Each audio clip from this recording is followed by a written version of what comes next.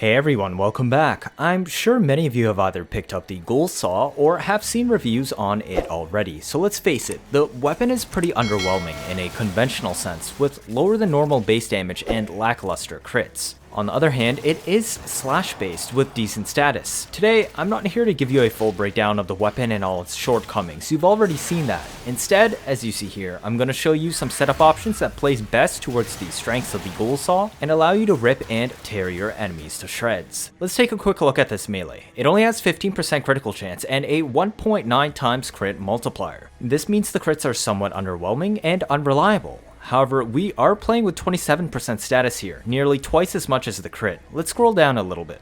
The base damage is only 197. But what's interesting is 58% of this is slash. With a fully stacked Weeping Wounds, this weapon rises to 145.8% status chance. The odds of slash proccing are very high, but there is one con you probably noticed already.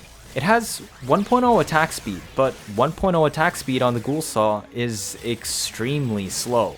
We're going to need a lot of attack speed to take advantage of stacking slash. Another interesting stat is the Ghoul Saw's follow through stat. This is the only melee in the entire game with a follow through stat of 1. I don't think this is a bug because the damage stats of the Ghoul Saw are somewhat underwhelming and these stance multipliers kinda suck. Just look at these. The average multiplier from them are all around 200% damage per second. This is some of the lowest I've ever seen for a melee type, so I believe DE is testing an AoE melee setup. This means range is extremely important to take full advantage of the lack of multi-hit falloff. Therefore, the key takeaways are that this is a hybrid weapon that focuses heavily on slash and it needs a ton of attack speed while also absolutely requiring range. Knowing this, let's take a look at how I've built the Ghoul Saw. This is the first setup to take advantage of its strengths. It's a pure slash build. We're slotting 2 range mods, both primed reach and spring loaded blade, to make the most out of that 1.0 follow through stat. You already want to slot range on melees normally, and the wide arcing cuts of the Ghoul Saw on the neutral E take even more advantage of that.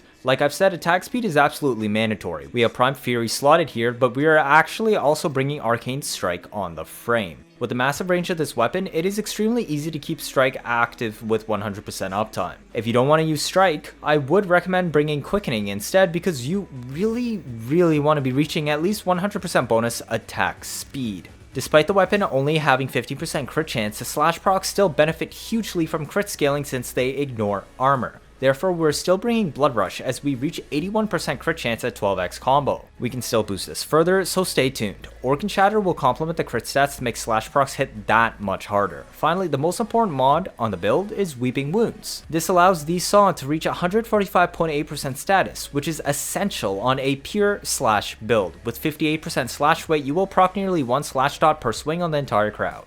With a follow through stat of 1.0, this is huge. The filler mod is a primed Bane. It allows all of your AoE slash dots to double dip, effectively acting like a mini glaive with 0 fall off. If you don't want to run this, I would recommend Gladiator Might, which adds more crit damage and pushes the total crit chance to 97.5 at 12x combo. For a pure slash build, we're gonna accompany it with Ash today. Why? Well, that's because of his passive and utility. Any slash proc inflicted as Ash will deal 25% more damage and last 50% longer. This will significantly improve the DPS of Ghoul Saw where every enemy in range is already hit for full damage. Now you can take your crazy ninja with a miter saw and go crazy with it. It works perfectly on Ash for several reasons. First, we're subsuming Ensnare into him. We don't need Teleport if we're bringing all the enemies to us instead. This lets us group as many enemies together at once for that 1.0 follow through. We need to slot as much range as possible. 265 gives us a 26.5 meter pull radius on Ensnare. We're going to be making the most out of his smoke screen, so we will be running as much duration as possible without impacting our range. This leaves us with 207 or a 16.6 invisibility window, while also dropping Ensnare's pull delay to 0.24 seconds. If they can't see you, they can't hit you. We even managed to create a 26.5 meter radius stun on cast, giving you a brief moment before enemies fire where you were last seen. Invisibility will also grant us stealth damage, which will significantly buff the amount of damage our slash procs do to the crowd per swing. Just keep in mind that this is additive to Condition Overload and not multiplicative. You have the option to completely drop Condition Overload for Prime Pressure Point honestly if you want to get the most out of the Saw on Ash, as shooting your primer will remove your stealth multiplier against enemies for a 3-second period.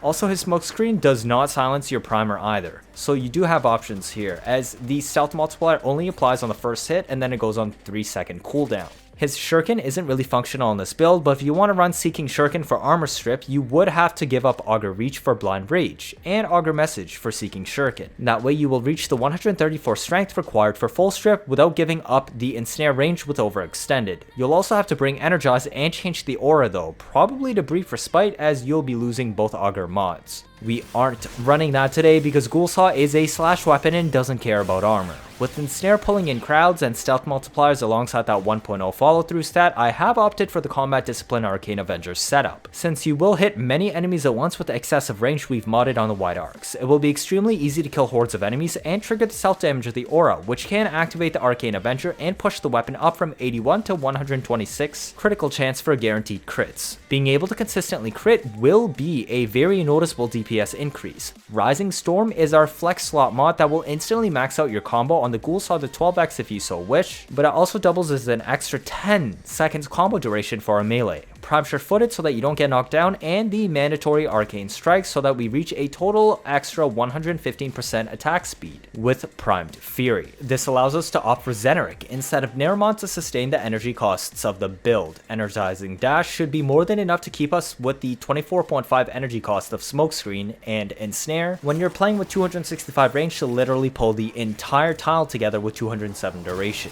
We are also bringing a primer. This time it's KUVA NUKE, but like I said, you don't have to use it, as spraying a crowd with it will remove your stealth damage against them for 3 seconds. This is the generic viral rad primer build with extra status duration for the Augur set bonus, but the important part is we are also bringing secondary dexterity, which gives us another 7.5 seconds combo duration. This way, Rising Storm and secondary dexterity push the combo duration of our Ghoul Saw up to 22.5 seconds, and if you somehow lose your combo, it's just one click of Rising Storm away from getting it back. Your pet can be whatever, but because we're grouping them all together, I would strongly recommend Panzerwolf to spread the spores amongst the crowd if you don't kill them all on the first swing. This is the generic Panzer build I always use, with Viral Quills to spread the status, Martyr to save my ass if I die, Panzer so that it never truly dies, the Synth mods to reload my new core while I'm meleeing, some Radar, Fetch, and basic survivability mods. Now let's test this one out. Should be pretty easy. I'm gonna spawn some Corrupted Heavy Gunners in. Let's stack some combo. Okay, now we basically just go invis and hack away. That's it. The massive range of these swings combined with the bonus attack speed evenly apply huge amounts of slash procs into the entire crowd, killing them all as fast as the first enemy you hit. No other melee archetype except Glaives can normally do this. This is what sets the Ghoul Saw apart and how to take advantage of it best. So let's actually spawn Dracar Manic Bombards instead, and we go at it as they have much more HP. Ensnare and Slice. That's it. With the pulse size of Ensnare, you could even skip Invis to save energy and just primer them with NUKE instead. A 31 second Ensnare duration is nothing to laugh at. You could even pick your nose and take a leak in the time if you really wanted to. Alternatively, you could run this setup on Nidus with Larva. This is an interesting interaction with Larva and other similar ragdoll abilities such as Airburst or Vortex. They seem to increase the number of hitboxes enemies have, meaning one swing can hit an enemy multiple times. You will also notice this in the final frame I show later on. But a Nidus setup, which fits nicely with this prime by the way, would run lower duration so you can spam the larva as needed. 40% duration is enough, we don't have to dump it all the way down to 12% with transient fortitude, as we want to make the most out of the bonus ragdoll hitboxes. With a low duration build, we could actually run Expedite Suffering instead. This is an insane build setup because we group all the enemies in one place, do huge amounts of slash evenly to the entire crowd, and multiple times because of bonus hitboxes, then cast Expedite Suffering to detonate all the slash dots at once. There's literally nothing in the game that can survive this onslaught. We have bonus survivability from with Rolling Guard due to Nodus' lack of shield gating, but really, the massive range of Larva and easy killing with Expedite Suffering for infinite scaling will let you build up mutation stacks quickly and effectively, while maintaining a high KPS. For base Steel Path, you won't even need Expedite because the slash procs are just so large on the entire crowd and the ragdoll hitboxes. For Endurance, this is the only good helmet option since you have such low base duration that standard buffs abilities won't work. The Ghoul Saw build is the exact same for the Nidus setup though, so we'll skip over that. Some very quick testing. It plays very similar to the Ashe setup. I would spawn Dracar Manic Bombards, but they are immune to the Larva Pole, so we're gonna have to stick to Corrupted Heavy Gunners instead. Let's build a little bit of combo. Okay, perfect. Now we reset. So I cast Larva, swing a few times, and cast Expedite. While the damage is so high, I can't really showcase it properly, but remember that slash ticks 6 times before it expires, and these enemies are died to just the first slash tick of a few hits, so just imagine how this scales. Anyways, let's move on to the third option. Remember how I said Ghoul Saw is best used against grouped enemies? Well, what if we combine together the ragdoll effect for bonus hitboxes you saw in Larva, and the long CC we had from Ensnare? This brings us to Vauban. This is a one-trick pony build, but it is insanely strong. The high duration and ragdoll hitboxes make armor less of a problem, and let's go for an alternative build. This time we are building the Ghoul Saw for electric instead. The only difference is we have dropped spring-loaded blade for shocking touch. This puts electric at the highest priority while also still having a fair amount of slash. We still have a 5.15 meter range on the swing instead of 7.15, which is fine. We retain the super high status, fast attack speed, and decent crits. This time we're keeping condition overload for sure since Vauban doesn't have invisibility in his kit for stealth multipliers. Electric will rip across the enemies and has superb scaling because every swing will hit everyone for a 1.0 follow through. So 10 enemies with 1 electric proc will hit everyone for 10 equal electric dots because 1.0 follow through. And each swing has very high odds of proccing electric. So the more you swing, the more dots scale by multiples of enemies in the crowd. 10 enemies with 5 swings means 50 instances of electric to everyone. Combined with the slash GOTs, it just does insane damage. So let's take a peek at that Vauban build. You'll notice we are once again taking Arcane Strike. The other Arcane, surprise, is Arcane Energize. This is because we actually aren't using Combat Discipline this time. The build makes use of decent duration, but also strength for insane scaling of Breach Surge. When enemies take damage while Breach Surge is active, they have a 10% chance of producing sparks. Kills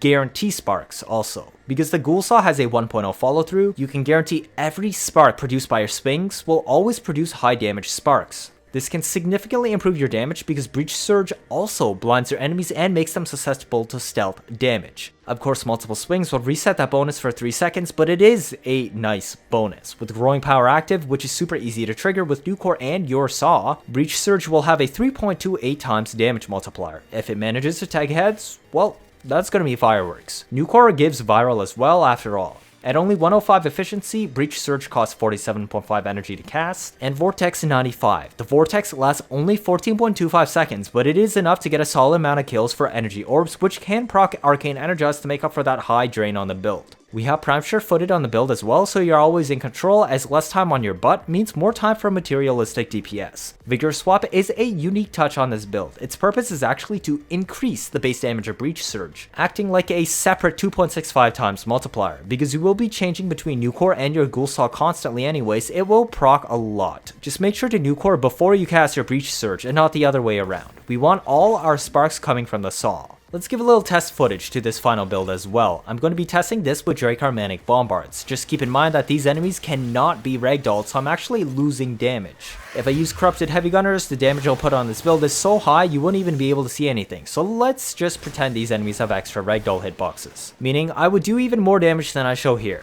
Alright, now we spawn them in again, cast your Vortex by holding down your 4, spray your NUKE and cast Breach Surge and hack away. And that's it. Honestly, unless you're going Endurance, you don't need to cast Breach Surge. The sheer amount of slash and electric proc spreading between the ragdolled enemies is enough to completely destroy them, even on standard steel path. But if you want your infinite scaling, well, that's where it is for you. Extra damage multipliers and blinds for stealth multipliers, for stealth damage and ragdoll hitboxes? What more can I say? If this is your first time watching, feel free to leave a like or better yet subscribe. Let me know your thoughts down in the comments. 79.5% of you are not subscribed. I'm trying my best to get you new information out always as soon as possible, like I've done with covering the Sisters of Parvos updates and Plague Star. Stick around if you want to see interesting memes and builds on a nearly daily basis. I'm also preparing to get you the new war info first once it drops. You don't want to miss out on any of that, do you? And that'll be it for this video. Thank you all for watching and see you all next time.